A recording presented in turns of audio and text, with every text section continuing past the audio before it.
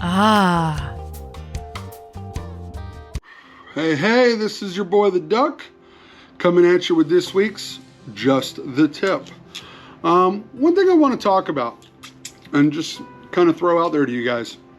As an instructor, I get a lot of questions from students, and I have a lot of conversations with them about what gun should I get. And one thing that I always bring up to them that I feel a lot of people just don't think about, and it is often forgot about, beyond the gun, what else are you going to need for it? Holsters, magazines. Are you going to put a light? Do you want to change the sights? Are you going to want to mount a red dot on it? So I think a lot of people forget, you got to keep that in mind too when you're buying this gun. Buying that latest and greatest gun that just got released last week, awesome, you got the new hotness, great. But now you want to put a light on it, and you want to find a holster for it, and you need more magazines for it, because I don't know why, companies are only still doing guns with only 2 magazines, which just boggles my mind. So especially for my students that are doing security, they need 3-4 duty mags. So on top of that, I'm a big proponent of training mags. Have, a set of magazines for training and then a set of magazines for duty.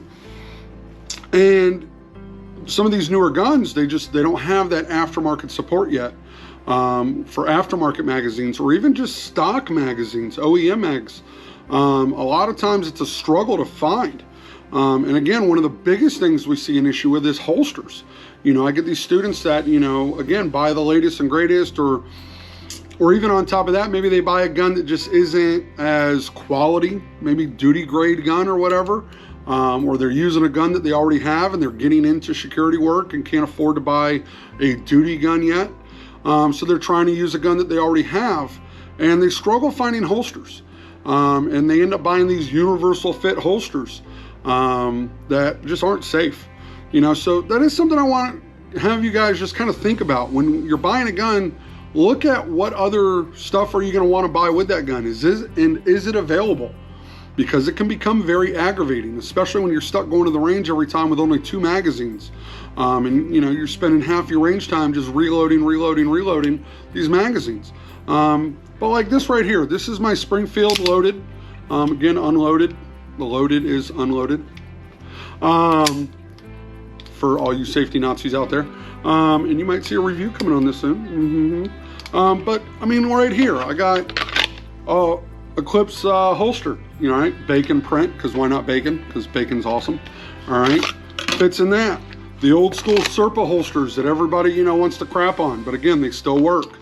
All right, I believe this is another Eclipse holster, and again, fits in there just fine.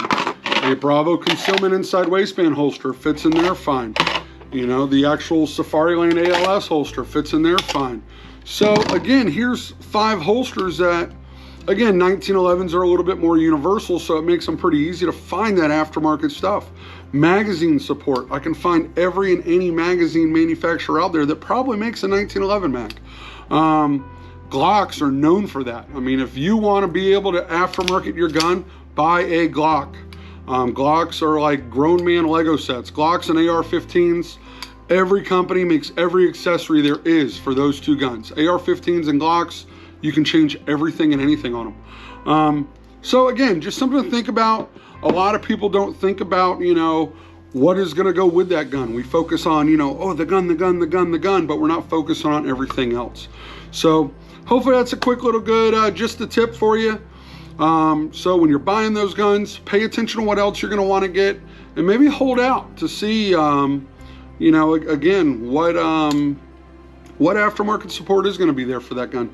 And also, side note, maybe wait and see how this gun's going to perform. It amazes me, the same people that years ago, we never bought the first generation Xbox because you didn't want to get the red ring of death, and we had to wait till all the glitches and all that were figured out, are the same guys that are now buying these guns first shipment. And then they're having parts breakages, they're having issues. Especially if it's SIG, they product test with their customer base, whatever. But reality of it is, keep that in mind as well. You might want to wait and see how that gun's performing. Especially if you're carrying it for concealment, the safety of you and your family, and especially if you're carrying it for duty work. Why would you want a gun that just got released last week that you're going to rely your life to? They haven't worked out the kinks yet. So just something to consider. A little bit longer tip for you today, but hopefully it was a good one. So this is your boy the Duck telling you be safe, quack, quack, and have yourself a wonderful day.